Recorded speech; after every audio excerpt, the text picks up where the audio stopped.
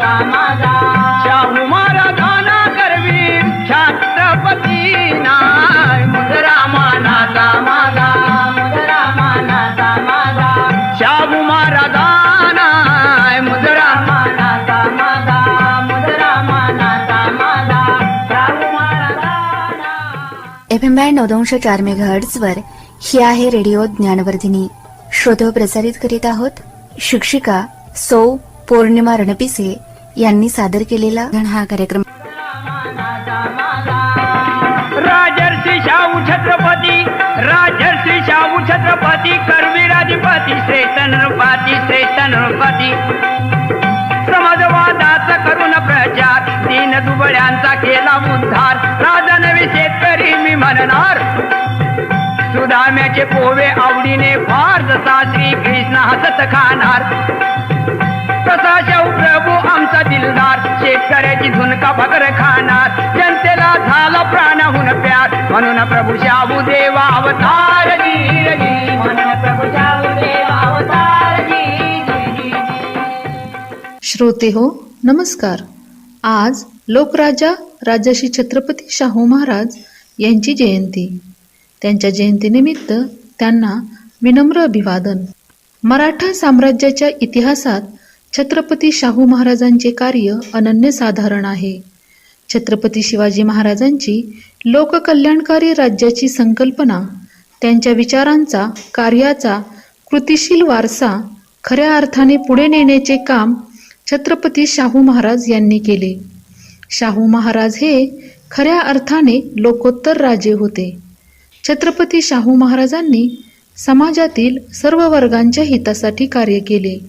शाहू महाराजांनाही स्वराज्य हवे होते, पण त्यांच्या स्वराज्याच्या कल्पना इतरांहून वेगळ्या होत्या. त्या मूलभूत स्वरूपाच्या व राष्ट्रीय लोकशाहीचा पाया विस्तृत करणाऱ्या होत्या असे म्हणतात. दलित व पददलित समाज यांची बंधनातून मुक्तता करणे हे त्यांच्या जीवनातील एकमेव ध्येय होते. शाहू हे एक श्रेष्ठ दर्जाचे प्रज्ञावंत व प्रबुद्ध राज्यकर्ते होते. सर्व धर्मीयांशी ते सहिष्णुतेने वागत. शाहू महाराजांनी स्वातंत्र्य, समता, बंधुता यावर आधारित समाज रचनेचे स्वप्न पाहिले. कामगारांना त्यांचे अधिकार मिळाले पाहिजेत, अस्पृश्यतेचे निर्मूलन झाले पाहिजे हे त्यांचे तत्वज्ञान भारताच्या राज्यघटनेत सामाजिक व आर्थिक लोकशाही स्थापनेच्या ध्येयात समाविष्ट झालेले आहे. शाहू राजा केवळ राजा नव्हता, केवळ छत्रपती नव्हता, केवळ समाजसुधारक नव्हता, तर इतिहासाला कलाटणी देणारा आणि एक नवा इतिहास घडविणारा महान राजपुरुष होता.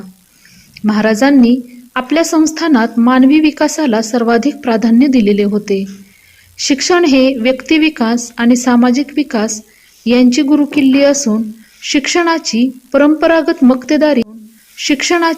परंपरागत मक्तेदारी संपवली पाहिजे ही त्यांची भूमिका होती. त्यांनी शिक्षणाबरोबरच आपली संस्कृती समृद्ध करणाऱ्या साहित्य, कला, संगीत व क्रीडा यांनाही आपल्या कारकिर्दीत राजाश्रय दिला. एवढेच नव्हे तर व्यापार, मूलभूत आरोग्य यंत्रणा, कृषी, औद्योगिक संस्कृतीचाही त्यांनी पाया घातला. शाहू महाराजांचा कारभार लोकाभिमुख होता. लोकाभिमुख वृत्तीमुळेच शाहू महाराज सत्यशोधक चळवळीकडे, रूढीने लाभलेल्या सामाजिक अन्यायाच्या निर्मूलनाकडे वळले. महात्मा फुले, राजर्षी शाहू महाराज व डॉक्टर बाबासाहेब आंबेडकर यांनी आपल्या पुरोगामी विचारसरणीतूनच महाराष्ट्रात परिवर्तनाचा पाया घातला आहे.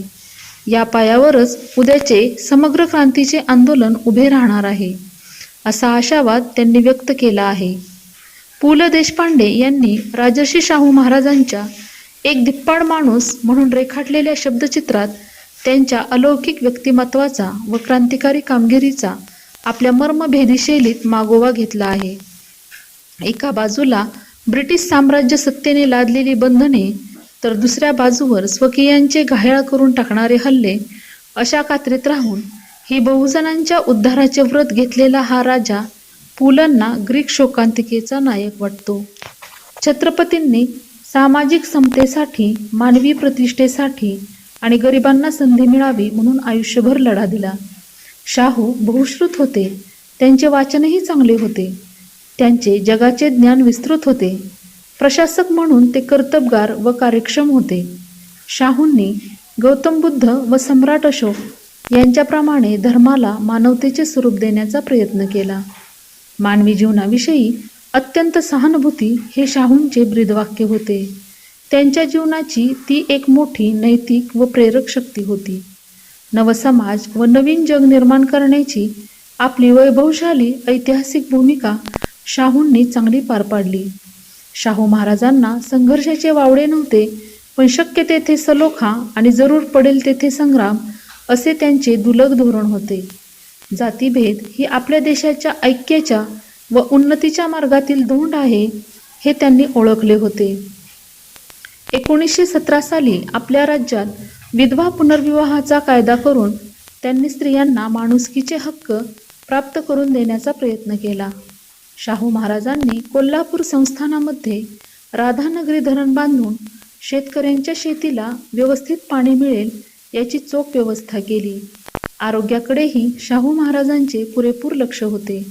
त्यासाठी राज्यात इस्पितळे उभी करणे आणि प्रशिक्षित अधिकारी वर्ग मिळवणे याकडेही ते ध्यान देत.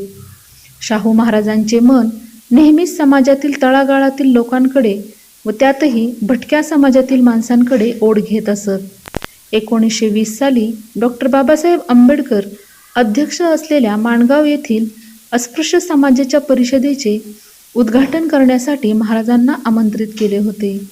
उद्घाटन प्रसंगी त्यांनी जाहीर केले की अस्पृश्य समाजाला डॉक्टर आंबेडकरांच्या रूपाने आता समर्थ नेता प्राप्त झालेला आहे. ही भविष्यवाणी किती दूरदर्शी ठरली हे पुढे स्पष्टच झाले. शाहू महाराजांच्या आर्थिक धोरणाचे व व्यवहाराचे प्रतिबिंब स्पष्टपणे त्यांच्या उद्योगधंद्यासंबंधीच्या धोरणात दिसते. आर्थिक सुबत्तेसाठी व्यापार वाढला पाहिजे व त्यासाठी खास प्रयत्न केले पाहिजेत अशी शाहू महाराजांची भूमिका असल्याचे दिसते. शेतामध्ये तयार झालेल्या मालाला उत्तम प्रकारची बाजारपेठ मिळण्यासाठी बाजार व्यवस्था मजबूत करणे आणि बाजार उभारणे या प्रकारचा दृष्टिकोन सुद्धा या कालखंडामध्ये संपूर्ण देशामध्ये फक्त शाहू महाराजांनी मांडला. खरोखर शाहूंचे धैर्य, उत्साह व शक्ती अमर्याद नि लोकोत्तर होती. अशा या रयतेच्या राजास जयंतीनिमित्त त्रिवार वंदन. धन्यवाद. समाजवादी समाज रचनेची महात्मा फुल्यांची ज्योत क्रांतीची पेटती मशाल लागे विझण्यात तोच शाहू छत्रपतींनी खास